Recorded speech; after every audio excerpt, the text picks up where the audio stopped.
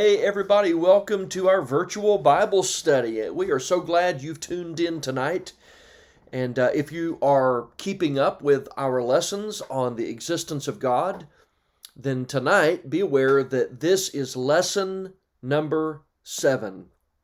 And I'm excited about tonight, just like every time we come together to discuss things of God. I'm really intrigued by the study tonight about design in the universe as an additional argument for the existence of God. Now, in the last lesson, which we kind of split up in two parts, we were looking at cause and effect, right? So we're saying that anytime you have a material effect, then there has to be an adequate cause of that effect. And it testifies to the pre-existence of life before matter.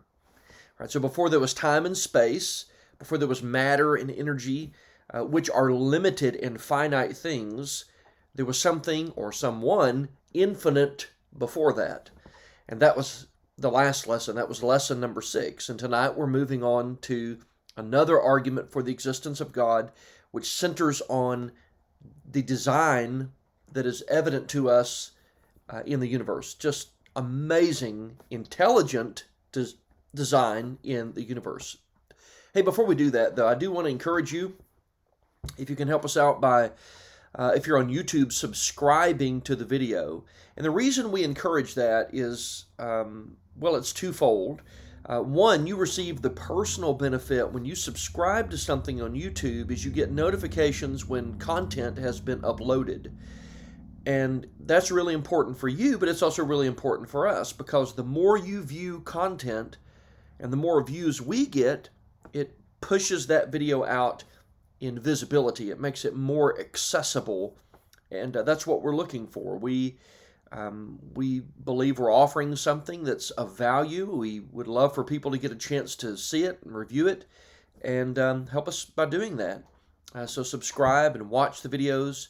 And you can also, if you look down below the video, there's a few tabs that you can click on. One of those is a share button.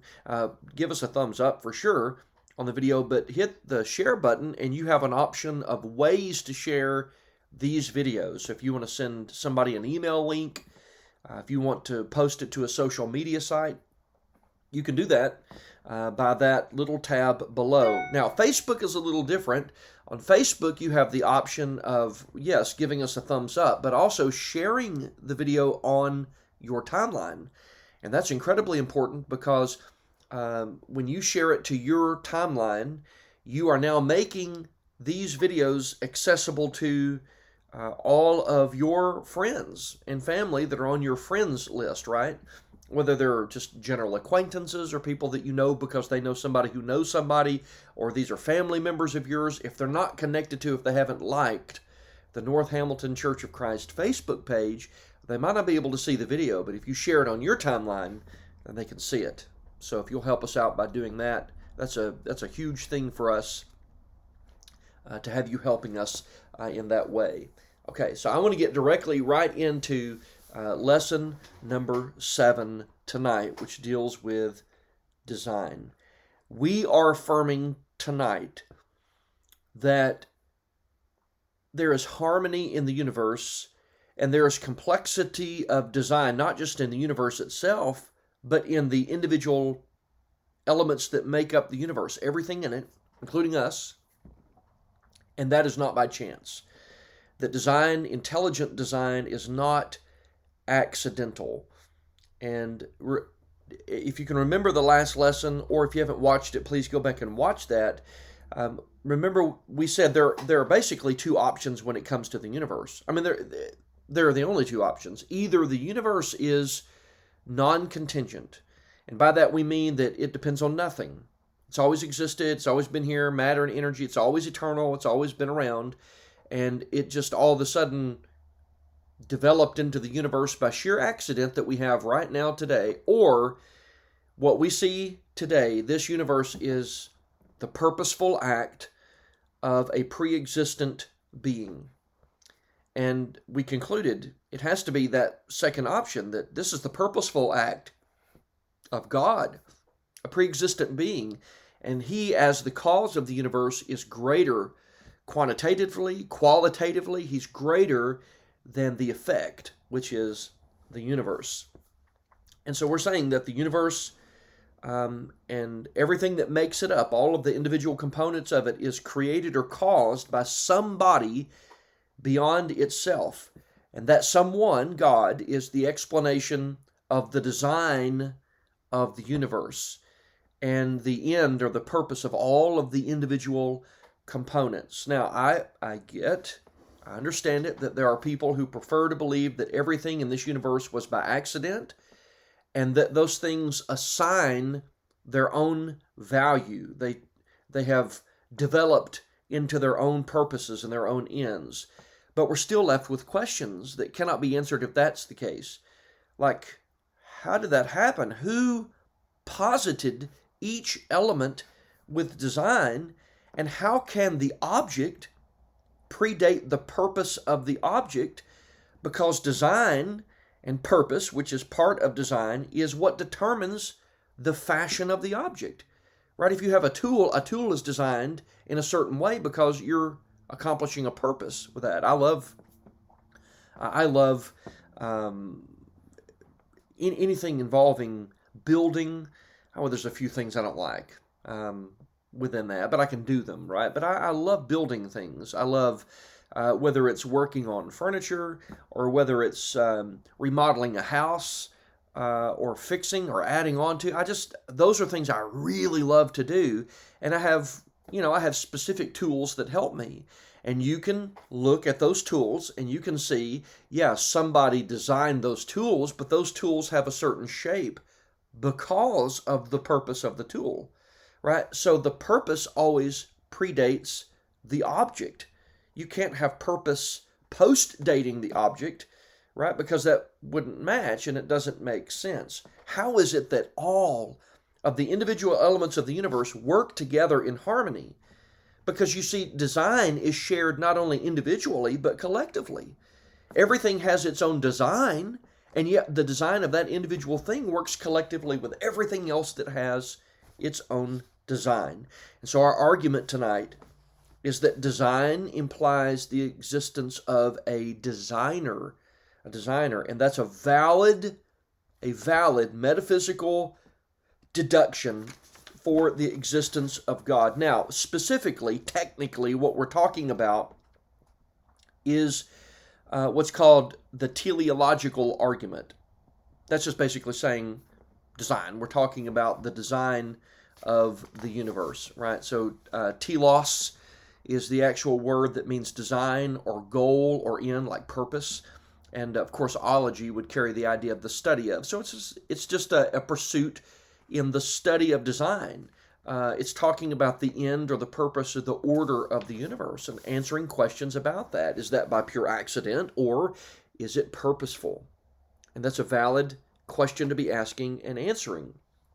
Now, I want to offer a point of clarification. Over the years, in talking to people about the existence of God and what a beautiful, wonderfully designed universe we live in, I've had people object and say, well, what about this or what about that? And I want to draw a difference tonight between things we see in the universe that carry, I guess we'll call it random design versus intelligent design.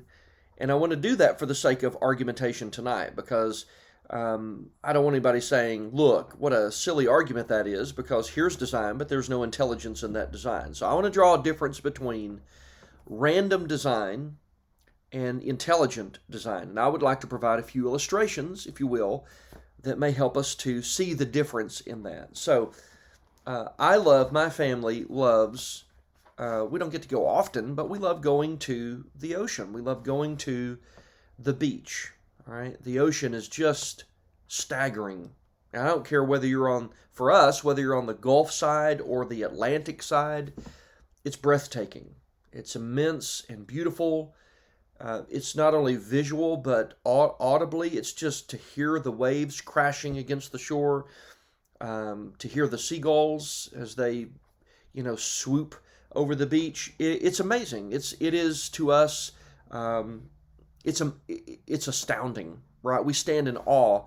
You're standing on the beach just looking out. Because it's not a typical scene. We're from the mountains of Tennessee.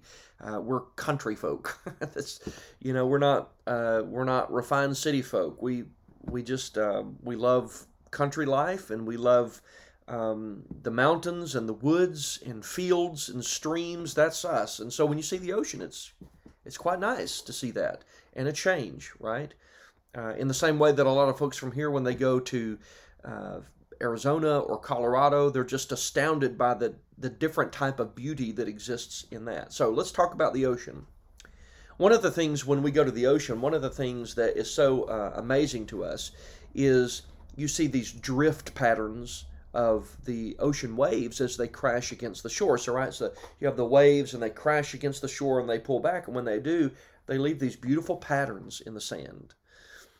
Now, in the end, I would still argue that when you look at ocean in purpose and the sand and beach in purpose, it's still evidence of a designer. But you've got random drift patterns in the sand. Okay, so that is one thing. But let's say that we're walking along the beach, and there's a sandcastle. As we're walking, we get up one morning, we go to the beach, and we're like, look at these beautiful drift patterns in the sand. All right, so we get that. There's randomness in that, in the sense that the waves crash against the shore and they pull back, and there's a different design every time. It's not going to be the same. But if I look on the beach and just a few feet in front of us, there's a sandcastle, I can legitimately conclude somebody built that sandcastle. I'm not going to conclude that the waves crashed against the shore and built a 5-story sandcastle with someone's name etched in it, with a moat around it, and windows and doors carved into it with other kinds of details on it. I'm not going to conceive that the waves did that. That sandcastle is an exhibit of intelligent design, purposeful design. It was built that way on purpose. All right, here's a different one.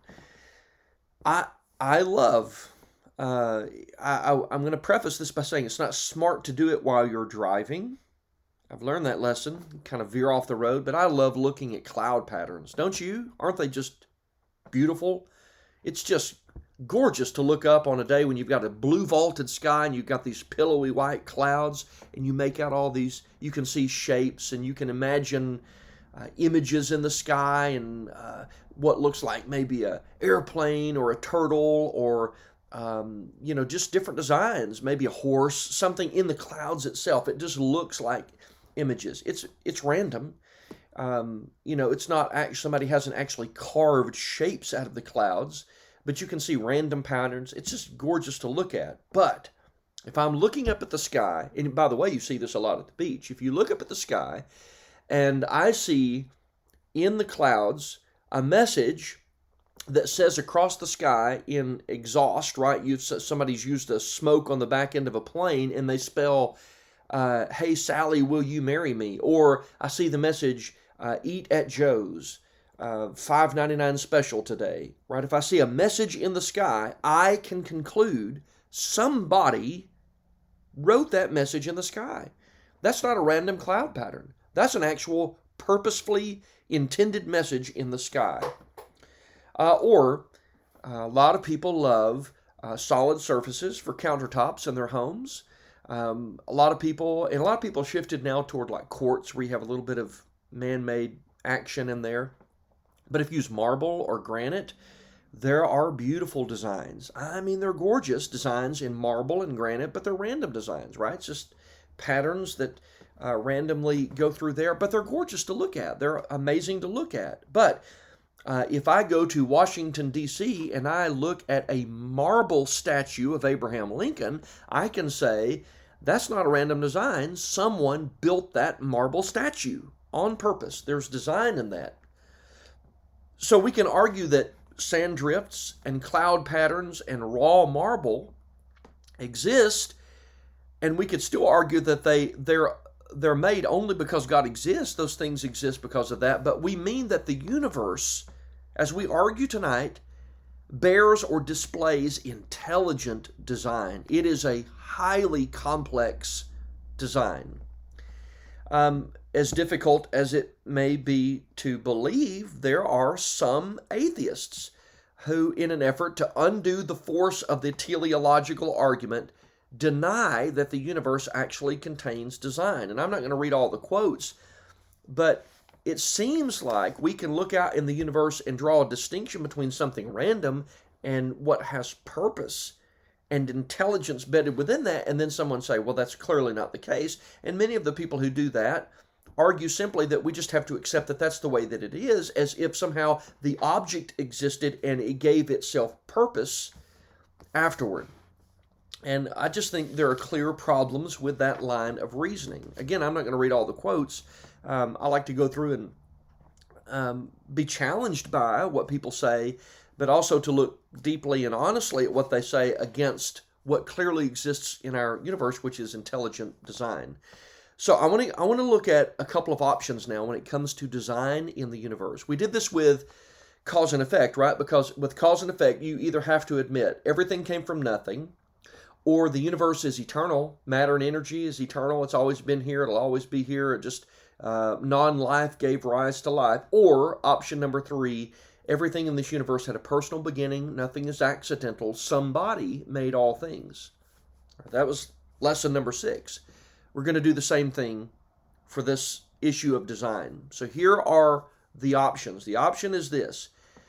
When you look at the fine-tuning of this universe, the fine-tuning is either due to, is a result of physical necessity, or chance, or design. And I'm suggesting those are the only 3 options when it comes to the design of the universe. Those are our only options. Things exist because it is physically necessitated that they exist with purpose the way they do, or it's just by sheer chance that they did, or it was actually purposeful, that everything works individually with amazing complexity and then in harmony with everything else with great uniformity, because there's design embedded, purpose embedded for it to work that way and be the way that it is. So let's talk about these options. What about physical necessity? What about the physical necessity of purpose or end or goal or design? Now, estimates have been made, and I'm going to throw out some numbers here. Estimates have been made that there are perhaps 10 to the 500th power different possible universes. I mean, we're guessing. That's best guess. And those aren't mine. I mean, I'm relying deeply on astronomers and people who know a lot about that, right? But estimates have been made that there are perhaps 10 to the 500th power possible universes. Yet we only know of one universe that is life permitting, right? That allows for life out of the vast number that appear life prohibiting, right? So if you look out, you can say, well, you couldn't live there, and you certainly couldn't live there, and you couldn't live there. So far, we know there's only one that is life permitting, and that's our universe. So to conclude that the universe has complex design, all revolving around the sustaining of human life, our universe, and that this design is by physical necessity is irrational. There's no reason to believe that any universe must exist, that is, that it be a life-permitting universe, when all the others are not life-permitting. So it can't. It doesn't really jive that it's by necessity that it must be. It must be by design. All right, so let's take it a step further. What about complexity by chance? Just sheer chance that we end up being this way.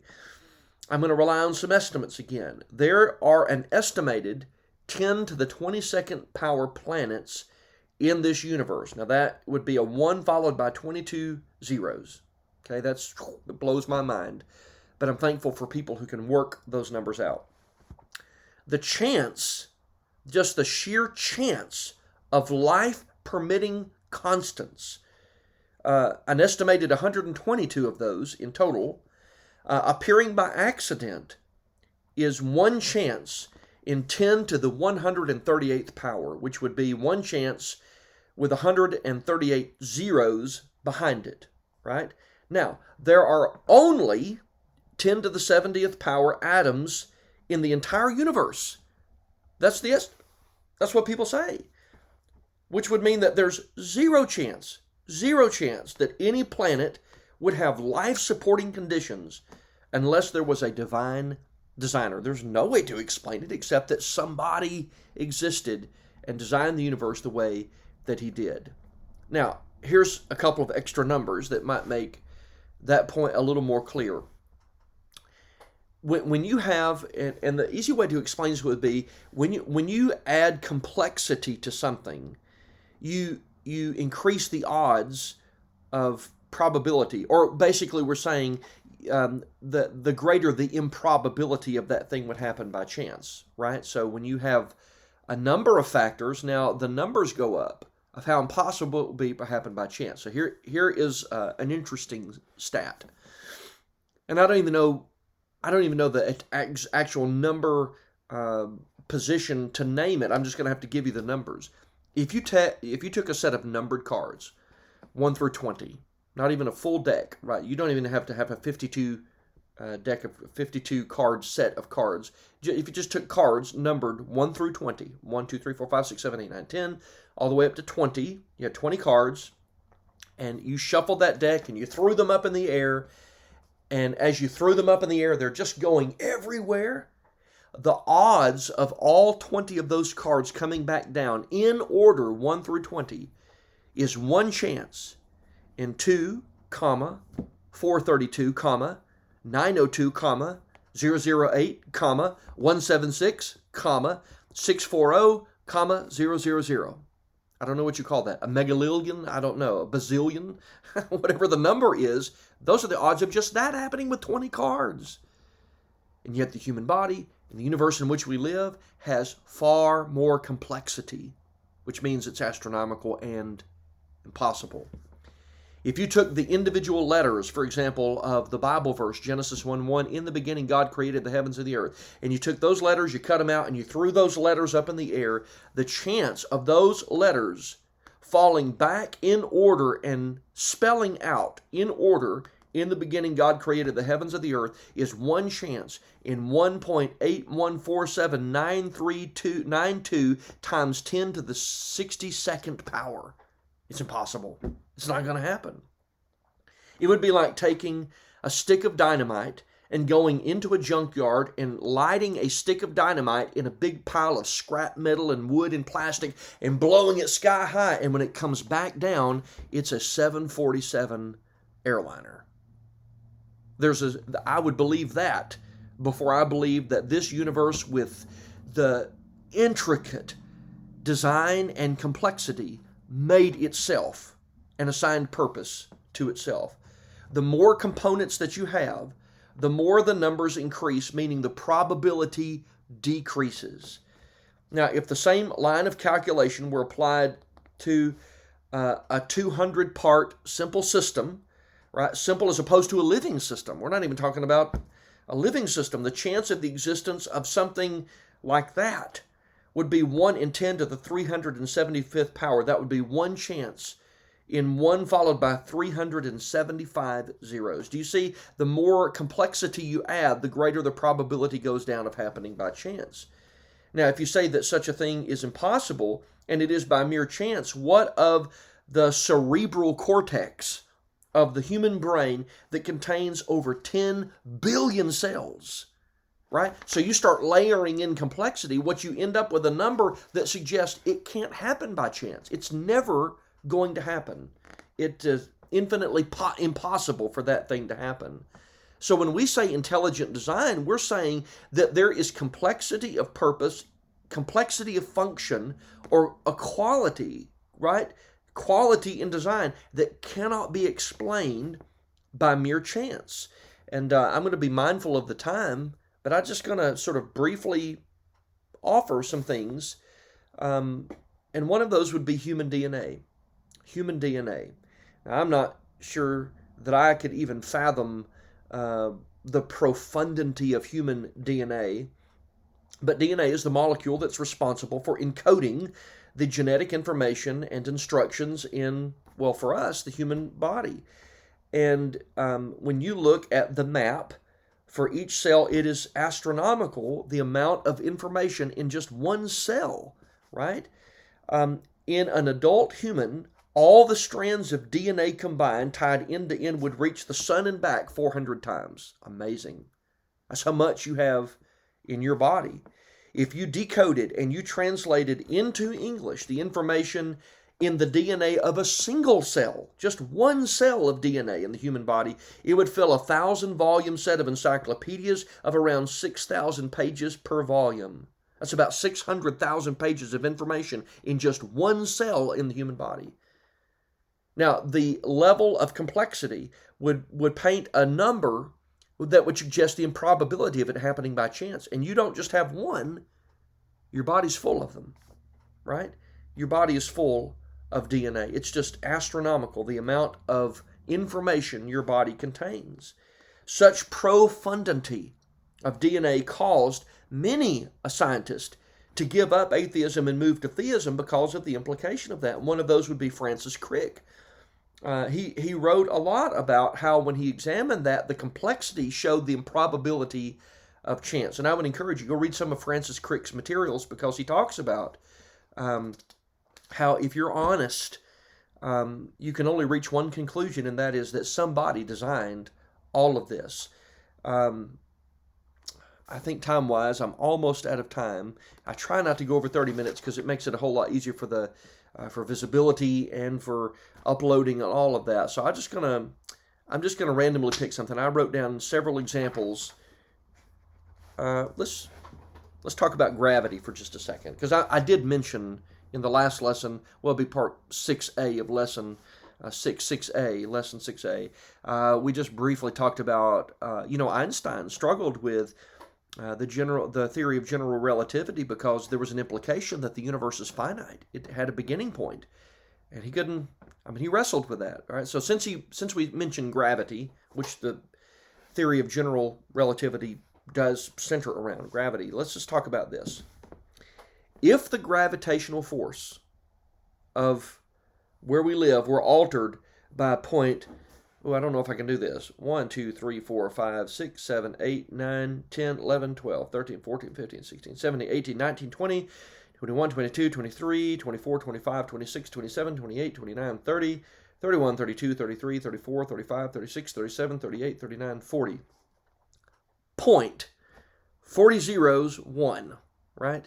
Whatever decimal point that is, but it's 0 point followed by 40 zeros and then a 1 after that. If the gravitational force were altered even that much, the sun would not exist, and neither would we, if our universe were affected by the gravitational forces being mismanaged by that much. And yet it is precisely what it should be. Then you could look at, I just jotted down a bunch of stuff. The rotation of the Earth. It's perfect. If the rotation of the Earth were longer than 24 hours, temperature differences would be too great from night to day. If it were shorter than 24 hours, atmospheric wind velocities would be too great. The 23-degree angle of the axial tilt of the Earth is just perfect, 100% perfect. If the angle were altered even slightly, surface temperatures of the Earth would just be too great. It's just perfect.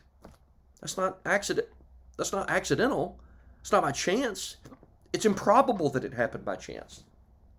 And just other things too. I wish, time fails us to talk of the human body, just of how many millions of cones and receptacles you have in just one eye to be able to distinguish shape and color and the difference between objects being close or far away.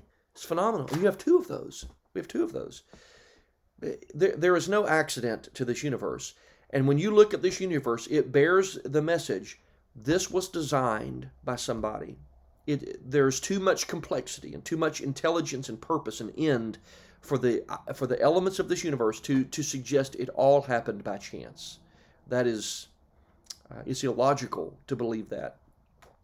And I hope for that reason that faith is created in a God who existed before this world did. He has always existed and he always will, and he is the beginning, the cause of time and space and our existence. And we appreciate the beautiful design that he's embedded into this universe that he did. So, all right, so next time we come back together, we'll be taking another step and we're going to deal with morality. How does morality speak to the existence of God? How does it do that? We're going to discuss that in lesson number 8. Thank you for tuning in. Please don't forget to share these videos and give us a thumbs up when you can. And we appreciate you tuning in. Thank you for being here. And let's be honest and let's investigate truth. And if I can do anything to help, please let me know. If you disagree, you have ways of finding my number. Call me and let's talk. Let's sit down and talk. I'm glad to do it. I'm not averse to do that. I'm not opposed to doing that, because I believe if we reason and we're honest, there's truth that can be reached. Hey, thanks for tuning in. Please know that before we come back together next week, please know I love you and God loves you even more than I do. And I appreciate it. I'll see you next week and have a great night.